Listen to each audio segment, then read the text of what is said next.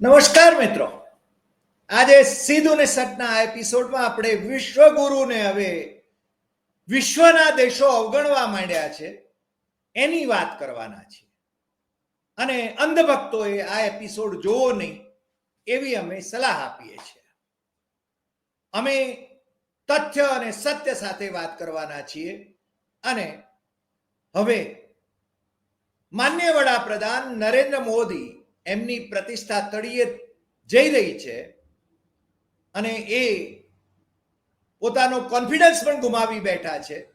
વિશ્વના જે દેશોના નેતાઓની સાથે, શાસકોની સાથે એ હગિંગ ડિપ્લોમસી કરતા હતા અથવા તો એમના બાળકોને રમાડવાની ડિપ્લોમસી કરતા હતા, એ હવે એમને હાલ પૂરતી તો છે ને એમનાથી ભૂલાઈ જાય એવું લાગે છે.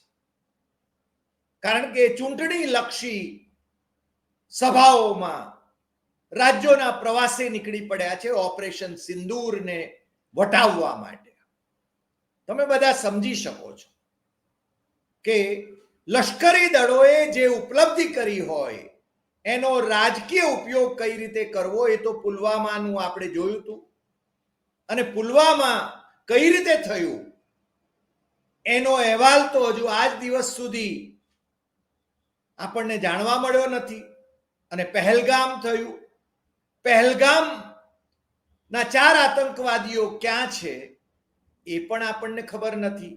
ઓપરેશન સિંદૂર કર્યું અને આપણા લશ્કરી દળોએ જે એમને ટાર્ગેટ આપવામાં આવ્યું હતું એ ટાર્ગેટ એમણે પૂરું કર્યું. અને પીઓકે અને પાકિસ્તાનના પ્રદેશોમાં જે આતંકવાદી અડ્ડાઓ ચાલતા હતા એના પર એમણે હુમલા કર્યા અને એને નેસ્તનાબૂદ કર્યા.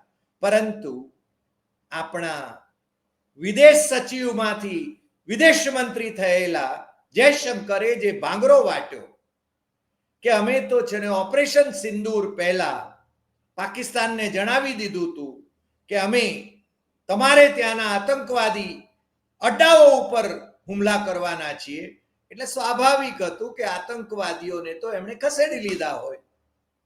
આટલી સાદી સીધી સમજણ જો વિદેશ મંત્રીમાં ન હોય ને પછી એના આ વાત એમ કે મારા નામે ખોટી ચડાવવામાં આવી છે એવું એ કહેતા હોય તો એએનઆઈનો વિડીયો એ પોતે બોલી રહ્યા છે, જાતે પોતે જ બોલી રહ્યા છે. એ વિડીયો એ વાયરલ થયા વિના રહે નહીં, એ સમજી શકાય છે. પોતાને વિશ્વગુરુ ગણાવવા માંડેલા, અવતારી પુરુષ ગણાવવા માંડેલા માનનીય વડાપ્રધાન, ઘણી વખતે મને આપણા દર્શકો કહે છે કે માનનીય કઈ રીતે કહેવાય, પણ આપણે હોદ્દાને માન આપીએ છીએ એટલા માટે માનનીય વડાપ્રધાન અથવા તો માનનીય ગૃહમંત્રી એવું કહીએ છીએ. વ્યક્તિ એ હોદ્દા ઉપર બેસે એટલે હોદ્દાને લાયક થઈ જાય એવું માનવાને કોઈ કારણ નથી. પણ એન્ટાયર પોલિટિકલ સાયન્સમાં માસ્ટર ડિગ્રી ધરાવનાર માનનીય વડાપ્રધાન એ ઇન્ટરનેશનલ ડિપ્લોમસીમાં કેટલા ફ્લોપ ગયા છે એ હવે દુનિયા આખીને ખબર પડી ગઈ છે. આજે જે વાત કરવાની છે એ કેનેડામાં 15 થી 17 જૂન 2025 દરમિયાન G7 ની જે શિખર પરિષદ મળી રહી છે એમાં વિશ્વગુરુને નિમંત્રણ સુદ્ધા નથી મળ્યું. એ મને લાગે છે કે એમના સ્વમાનને ઝટકો આપનાર કહી શકાય. કારણ કે ગઈ વખતે એટલે કે 2024માં ઇટલીમાં જે G7 ની શિખર પરિષદ મળી એમાં તો એ જાણે આમ જાનમાં કોઈ જાણે નહીં અને હું વરની ફોઈ એની એ ઉક્તિને સાર્થક કરતા હોય એ રીતે G7 ની એ ફોટો G7 ના એ ફોટો સેશનમાં એ બરાબર વચ્ચોવચ્ચ ઊભા છે.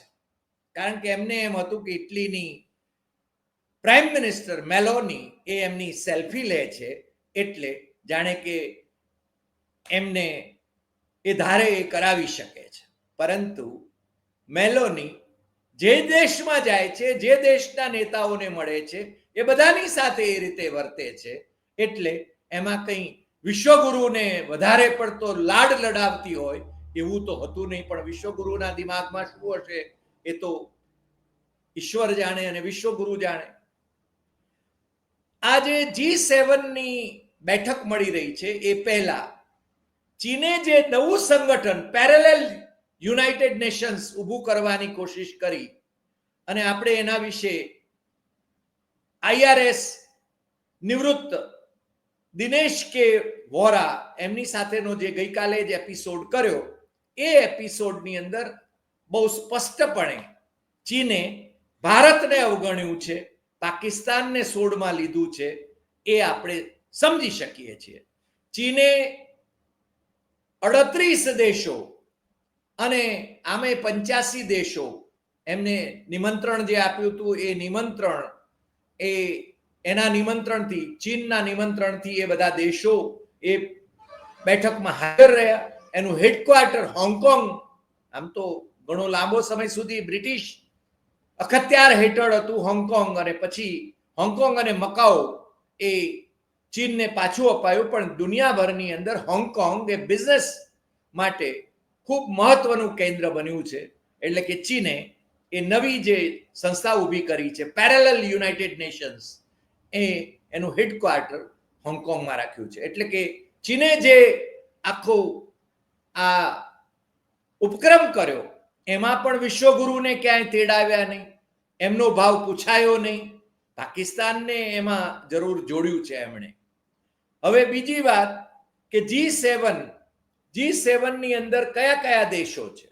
G7માં યુનાઇટેડ નેશન્સ છે, એટલે કે ડોનાલ્ડ ટ્રમ્પ છે.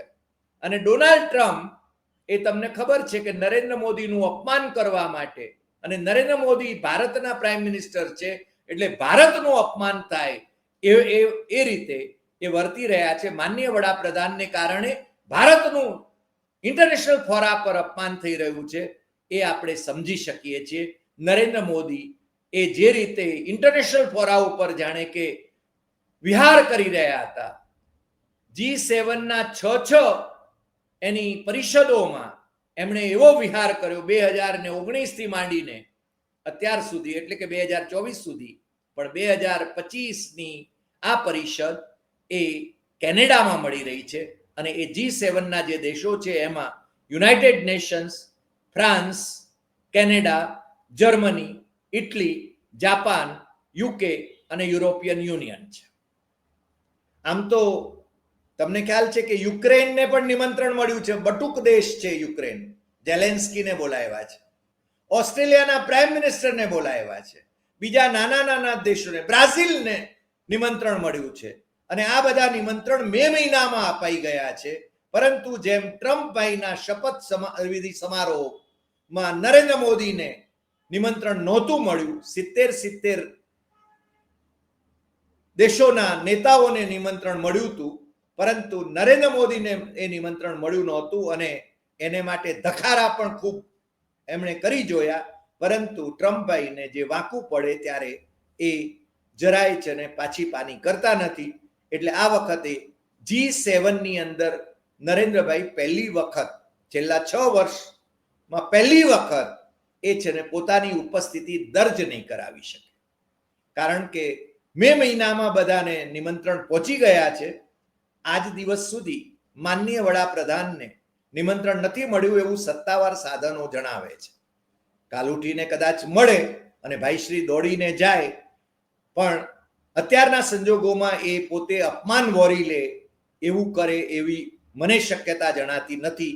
જેમ કે એ સામે ચાલીને ટ્રમ્પભાઈને મળવા માટે પહોંચી ગયા અને જે અપમાન એમનું થયું હતું ત્યાં, એ અપમાન G7ની અંદર કેનેડાની અંદર પણ થઈ શકે. કારણ કે કેનેડાના પ્રાઇમ મિનિસ્ટર જસ્ટિન ટ્રુડો એ જ્યારે આપણે ત્યાં આવ્યા ત્યારે એમની સાથે જે વર્તન કરવામાં આવ્યું હતું એ મને લાગે છે કે કેનેડાની પ્રજાના સ્વાભિમાન ઉપર પણ છે ને ઘા હોય એવું લાગે. કારણ કે ઇન્ટરનેશનલ ફોરા પર તમે છે ને બેફામ નિવેદનો ન કરી શકો. અને જસ્ટિન ટ્રુડો એ જે કંઈ હોય એ વખતે એમના પ્રાઇમ મિનિસ્ટર હતા.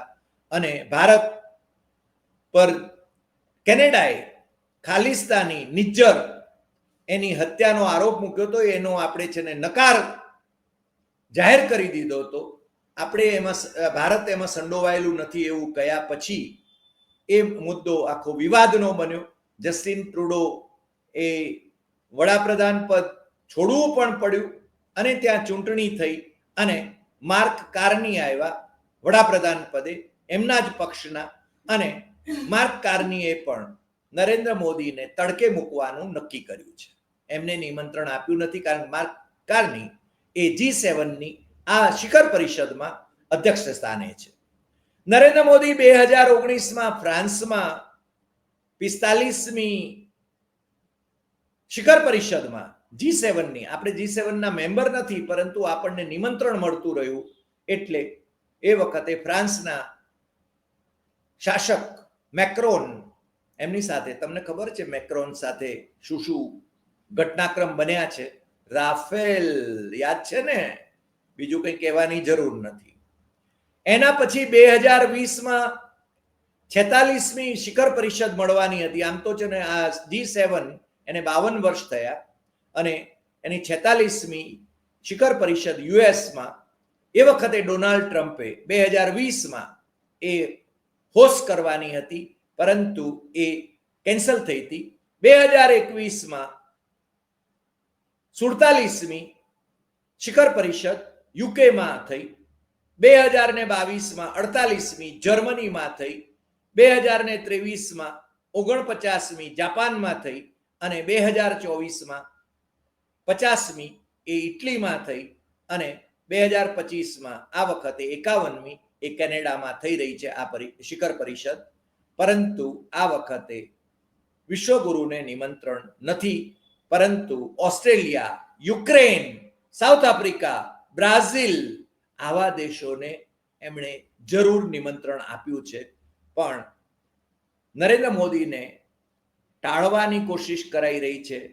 જે તમે જોયું હશે, આપણે થંબનેલની અંદર પણ છે ને એક ફોટો મૂક્યો છે કે ઇટલીમાં જે છેલ્લી G7 શિખર પરિષદ થઈ એમાં પોતે G7ના ભારત એનું સભ્ય ન હોવા છતાં, નિમંત્રિત હોવા છતાં નરેન્દ્ર મોદી બરાબર સેન્ટરમાં ઊભા રહીને ફોટો પડાવે છે. હવે આ એમની જો કે આમ તો ફોટો જેવી છે, ઇવેન્ટ જેવી છે, પણ આ વખતે એમને કેનેડા જવા નહીં મળે એનો ગમ એ જરૂર રહેશે. આમાં ભારતનું કોઈ અપમાન છે એવું હું માનતો નથી, કારણ કે નરેન્દ્ર મોદીને આવા ઇન્ટરનેશનલ જે ફોરા પર જવાના જે અભરખા હોય છે એ અભરખો આ વખતે પૂરો નહીં થાય. અને એમની શાખ, વ્યક્તિગત શાખ, જે હગિંગની ડિપ્લોમસી હતી અથવા તો બાળકોને, શાસકોના બાળકોને રમાડવાની જે ડિપ્લોમસી હતી એ કેવી ફ્લોપ ગઈ છે એ આપણે જોઈ શકીએ છીએ. આજે આટલી વાત. ફરી મળીશું નવા એપિસોડમાં નવા વિષય સાથે. તમને આ એપિસોડ ગમ્યો હોય તો